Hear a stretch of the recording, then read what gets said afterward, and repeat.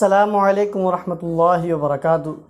حضرات محترم، آج کی اس ویڈیو کے اندر بھی ہم جو اجمیر شریف کے جو خدام ہیں انہی کے حوالے سے گفتگو کریں گے۔ جیسے پچھلی ویڈیو کے اندر ہم نے ان کے عقائد کے بارے میں گفتگو کی تو میرے کمنٹ میں آ کر لوگ بکواس کرنے لگے اور یہ کہنے لگے کہ جو غریب نواز کی بارگاہ میں جو خدام بیٹھے ہوئے ہیں وہ تمام کے تمام اسی عقیدے اور نظریات پر ہے جو غریب نواز علیہ رحمت و رضوان کا تھا۔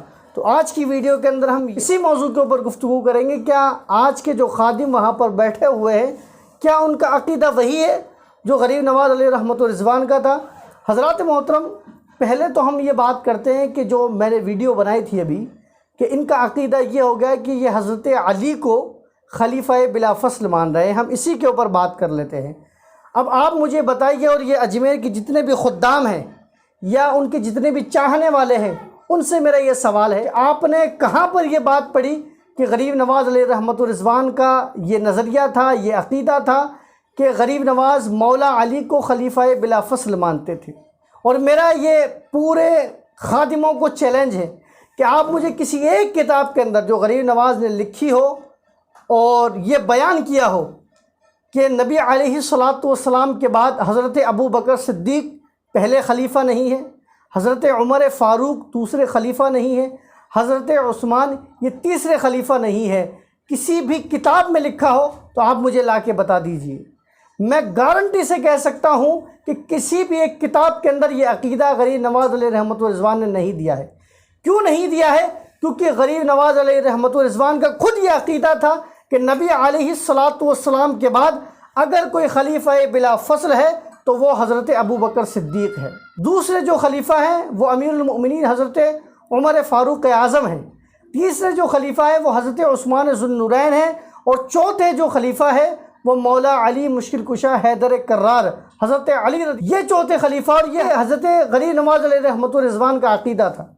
اب میں آپ کو ایک عقلاً بات سمجھاتا ہوں کہ اگر غریب نواز کا یہ عقیدہ ہوتا جو آج کے خدام بیان کر رہے ہیں تو ہمارا اور آپ کا اس بات کے اوپر اتفاق ہے کہ ہندوستان کے اندر اگر کسی نے اسلام پھیلایا ہے تو وہ غریب نواز کی محنتوں سے پھیلا ہے، غریب نواز نے پھیلایا ہے۔ یہ آپ کا اور ہمارا عقیدہ ہے۔ جیسے کہ تواریخ میں آتا ہے کہ 60 لاکھ 90 لاکھ لوگوں کو غریب نواز علیہ رحمت و رضوان نے کلمہ پڑھایا۔ تو اب آپ مجھے بتائیے کہ اگر غریب نواز کا عقیدہ یہ ہوتا کہ مولا علی چوتھے خلیفہ نہیں بلکہ پہلے خلیفہ ہے تو کیا غریب نواز اس بات کو نہیں بتاتے اس وقت کے لوگوں کو جو کلمہ پڑھ رہے ہیں؟ ہمارے جو آباء و اجداد ہیں کہ بھائی ہم یہ دعویٰ نہیں کر سکتے کہ وہ پیدائشی مسلمان تھے، ہمارا یہ کہنا ہے کہ ہندوستان کے اندر اسلام کو لایا گیا، پھیلایا گیا، اسلام کو قبول کیا گیا، تو جو انسان جس سے اسلام قبول کرتا ہے اسی کے نظریات کے اوپر ہوتا ہے۔ تو الحمدللہ ہم غریب نواز کے عقیدے کے اوپر ہیں، نظریات کے اوپر ہیں۔